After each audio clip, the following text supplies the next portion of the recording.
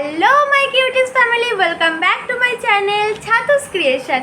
তো আজকে আমি সুপার ক্লে দিয়ে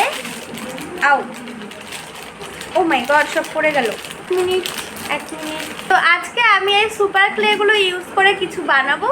তো চলো বেশি বকবক না করে ভিডিওতে স্টার্ট করা যাক। ফার্স্টেই আমি ব্লু কালার আর হোয়াইট কালারের ক্লে নিয়ে দুটোকে মিক্স করে একটা স্কাই ব্লু কালার বানিয়ে নিয়েছি। আর এটা দিয়ে আমি একটা রোল করে মাঝখান থেকে কেটে দুভাগ করে নিয়েছি। আর ফার্স্টের পার্টটা দিয়ে আমি একটা গোল বানিয়েছি চ্যাপটা করে, আর তার চারপাশ দিয়ে একটা রাউন্ড করে ক্লের একটা বর্ডার দিয়ে নিয়েছি। এরকম আমি দুটো পিস বানিয়েছি আর মাঝখানে সাদা ক্লের একটা পার্ট দিয়ে দুটোকে অ্যাটাচ করে দিয়েছি।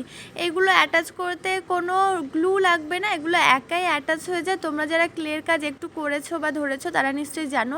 এর ওপর আমি হোয়াইট কালার একটা ক্লে ইউজ করেছি আর তার উপর ছোট ছোট রেড কালারের বল বানিয়ে দিয়ে দিয়েছি, যেগুলোকে চেরির মতো লাগছে। আর একটা লিফ শেপ করে তার উপরে অ্যাটাচ করে দিয়েছি। তো এই যে ফাইনাল পিসটা রেডি হয়ে গেছে, এটাকে চাবি রিং বানাবো, যার জন্য ভেতরে একটা পিন গুঁজে দিয়েছে। তোমরা এমনিতেও রাখতে পারো।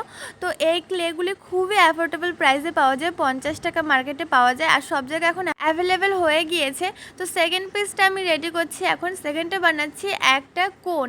তো ফার্স্টেই আমি ব্রাউন কালারের একটা ছোট্ট রুটির মতো বানিয়ে নিয়েছি আর তার উপরে পিচ কালার দিয়ে বক্স শেপ করে নিচ্ছি, যাতে কুলফির কোনটা একদম রিয়েলিস্টিক লাগে। এরপর মুড়িয়ে নিয়ে ওপরে একটা বেবি পিঙ্ক কালারের একটা বল অ্যাটাচ করে দিয়েছি আর তার উপরে ওই পিচ কালার দিয়েই আর একটা সেম রুটির মতো ওপরে অ্যাটাচ করে দিয়েছি। তার উপরে আবার পিঙ্ক কালার আর তার উপরে আবার পিচ কালার, এইভাবে আমি ছোট ছোট গোল বানিয়ে দিয়ে দিয়েছি। তারপরে দেখছিলাম যে একটু খালি খালি লাগছে, তাই দুটো পাতা বানিয়ে অ্যাটাচ করে দিয়েছি। তো এই যে ফাইনাল পিসটা রেডি হয়ে গেছে। এইটা তোমাদের কেমন লাগলো জানিও। আর আমি আরও কিছু বানাবো, সেই লাস্ট পর্যন্ত ভিডিওটা দেখতে থাকো।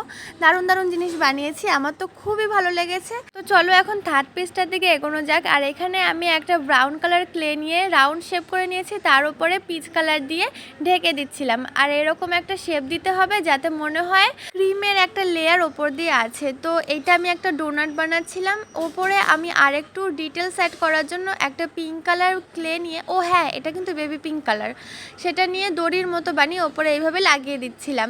তো সব কিছু হয়ে যাওয়ার পর আমি কিছু স্প্রিঙ্কেল বানিয়েছিলাম, সেগুলো অ্যাটাচ করে দিয়েছি। তো এইটাও রেডি হয়ে গেছে।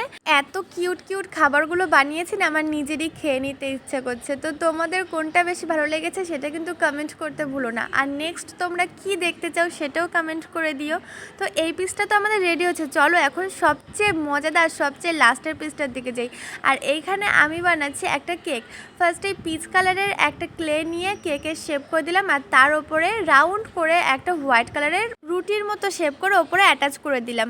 তারপরে আমি পিঙ্ক কালার নিয়ে অনেকগুলো ছোট ছোট গুলি বানিয়ে নিয়েছি, সেগুলো আমি ওপরে একটা একটা করে টাচ করে দিতে থাকলাম। তো এই পার্টটা খুবই স্যাটিসফাইং, কি বলবো, তোমরা যদি করো তাহলে বুঝতে পারবে। আর নিচের পার্টটাও আমি সেম করেই বড় বড় ক্লে দিয়ে অ্যাটাচ করে দিয়েছি।